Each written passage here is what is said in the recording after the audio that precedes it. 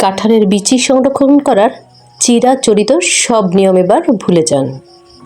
আজ দেখাবো সম্পূর্ণ নতুন এক আধুনিক পদ্ধতি, যা আগে কেউ দেখায়নি। শুধু একটি সহজ ট্রিক, আর তাতেই বালি, ছাই বা ফ্রিজ ছাড়াই কাঁঠালের বিচি থাকবে একদম ফ্রেশ। আসসালামু আলাইকুম, ওয়েলকাম টু আয়ান্স কুকিং। কাঁঠালের বিচি পছন্দ করেন না এমন মানুষ কিন্তু খুঁজে পাওয়া সত্যিই ভার। তবে অনেকেরই হয়তো অজানা যে কাঁঠালের বিচি পুরো বছর জুড়েই সংরক্ষণ করে খাওয়া যায়। শহর কিংবা গ্রাম সব জায়গাতেই ছাই বা বালি সব সময় হাতের কাছে পাওয়া যায় না। তাই আজ আমি আপনাদের সাথে এমন দুটি সম্পূর্ণ নতুন পদ্ধতি শেয়ার করব, যা ঘরের সাধারণ উপকরণ দিয়েই তুড়ি মেরে করে ফেলা সম্ভব। ভিডিওতে একটি লাইক দিয়ে শেষ পর্যন্ত আমাদের সাথেই থাকুন আর জেনে নিন বছর জুড়ে কাঁঠালের বিচি তাজা রাখার সিক্রেট টিপস। কাঁঠালের বিচি সংরক্ষণ করার জন্য প্রথমে কাঁঠালের বিচিগুলো খুব ভালো করে পরিষ্কার করে ধুয়ে নিতে হবে। এরপর রোদে দিয়ে একদম খটখট করে শুকিয়ে নিতে হবে। রোদের সমস্যা থাকলে ফ্যানের বাতাসেও খুব ভালোভাবে শুকিয়ে নিতে পারেন। বিচির গায়ে যেন বিন্দুমাত্র পানি না থাকে। এবার বিচিগুলো বাছাই করার পালা। যে বিচিগুলোর উপরের চামড়া একদম শক্ত ও টাইট, সেগুলোই সংরক্ষণের জন্য বেছে নিন। নরম বা সামান্য নষ্ট হয়ে যাওয়া বিচিগুলো বাদ দিতে হবে, অন্যথায় এগুলো বাকি বিচিগুলোকেও নষ্ট করে দিবে। যাদের হাতের কাছে বালি বা ছাই নেই, তারা এই প্রথম পদ্ধতিটি ফলো করতে পারেন। আর হ্যাঁ, আমার এই দুটো পদ্ধতির মধ্যে কোন পদ্ধতিটি আপনার কাছে বেশি ভালো লেগেছে তা কিন্তু অবশ্যই কমেন্টসে জানাবেন। প্রথম পদ্ধতিটির জন্য আমার লাগবে একটি পরিষ্কার ও সম্পূর্ণ শুকনো এয়ার টাইট বক্স। বক্সের একদম নিচে বা প্রথম লেয়ারে কিছুটা চাল বিছিয়ে নিন।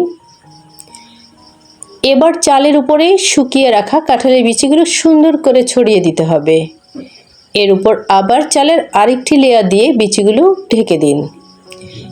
এই বক্সে যদি কয়েকটি শুকনো নিমপাতা দিয়ে দিতে পারেন তবে সবচেয়ে ভালো হয়, এতে পোকা ধরার কোনো ভয় থাকে না।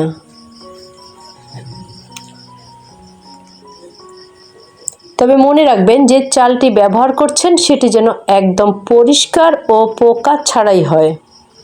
এবার বক্সের ঢাকনাটি খুব শক্ত করে বন্ধ করে ঘরের যে কোনো নর্মাল জায়গায় রেখে দিন। এভাবে পুরো 1 বছর বিচি ভালো থাকবে। শুধু 3-4 মাস পর একবার চেক করে দেখবেন চালে কোনো পোকা ধরেছে কিনা। পোকা ধরলে চালটা বদলে নিলেই হবে। এবার চলে যাব দ্বিতীয় পদ্ধতিতে।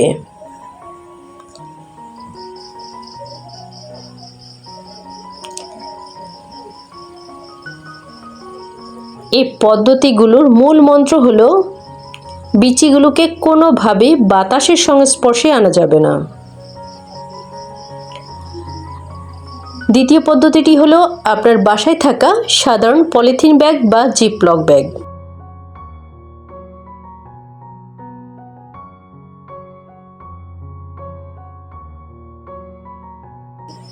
প্রথমে দেখিয়ে দিচ্ছি একদম সাধারণ পলিথিন ব্যাগ।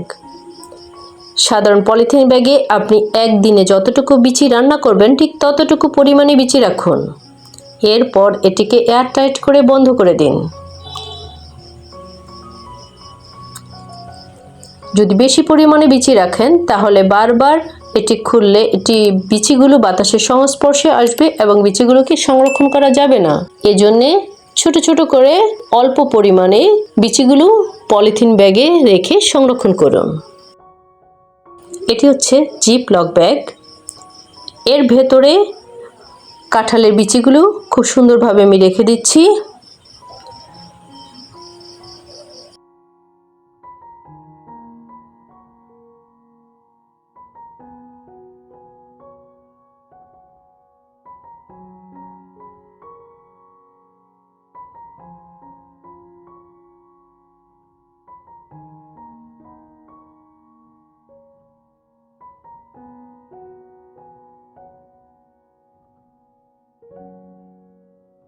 কাঁঠালের বিচিগুলো সম্পূর্ণ ভরে নেওয়ার পরে এবার এর ভেতরে সবটুকু বাতাস বের করে দিয়ে ব্যাগটি একদম এয়ারটাইট করে লক করে দেব।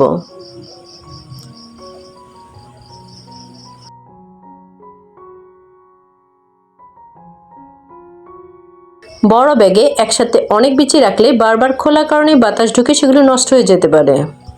এজন্য জিপ লক ব্যাগে কাঁঠালের বিচি রাখলে আপনার যেটুকু পরিমাণ বের করবেন সেগুলো নিয়ে আবার খুব ভালো করে এয়ারটাইট করে রাখতে হবে। ভেতরের বাতাসগুলো বের করে সম্পূর্ণ ভালোভাবে এয়ারটাইট করে নিতে হবে। এই জিপ লক ব্যাগগুলো আপনারা ঘরের স্বাভাবিক তাপমাত্রায় বা বাইরেও রাখতে পারেন, আবার চাইলে ফ্রিজের নর্মাল চেম্বারেও রেখে দিতে পারেন। 1 বছরে এগুলোর কিছুই হবে না। ভিডিও শেষে যারা ছাই বা বালি ব্যবহার করতে চান তাদের জন্য দুটি সনাতন পদ্ধতিও ছোট্ট করে শেয়ার করছি। প্রথমে বালি পদ্ধতিটি দেখিয়ে দিব। একটি বক্সে প্রথমে বালির লেয়ার নিয়ে তার উপরে বিচি রেখে পুনরায় বালি দিয়ে ঢেকে বক্সটি একদমই এয়ারটাইট করে রেখে দেব।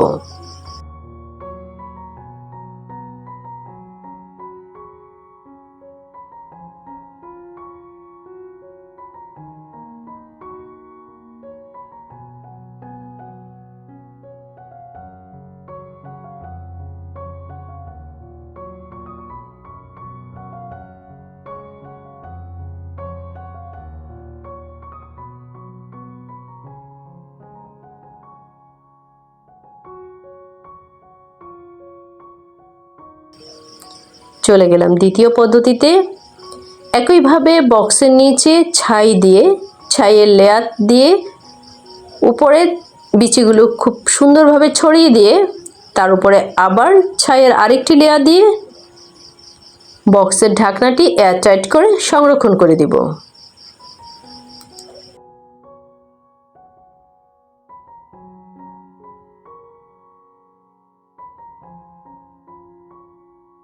তাহলে দেখলেন তো ছাই বা বালির ঝামেলা ছাড়াই কত সহজে সারা বছর কাঁঠালের বিচি ভালো রাখা যায়।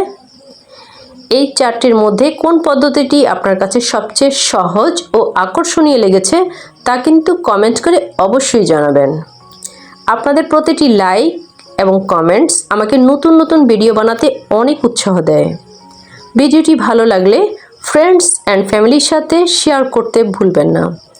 আর চ্যানেলটি এখনও সাবস্ক্রাইব করা না থাকলে এখনই সাবস্ক্রাইব করে ফেলুন এবং বেল আইকনটি অন করে দিন যেন নিত্য নতুন ভিডিও আপলোড করার সাথে সাথেই সেটির নোটিফিকেশন আপনার কাছে পৌঁছে যায়। আজ এই পর্যন্তই, দেখা হবে নতুন কোনো রেসিপি বা টিপস নিয়ে। সে পর্যন্ত সবাই ভালো থাকুন, সুস্থ থাকুন আর আমার জন্য দোয়া করবেন। ওকে, আল্লাহ হাফেজ।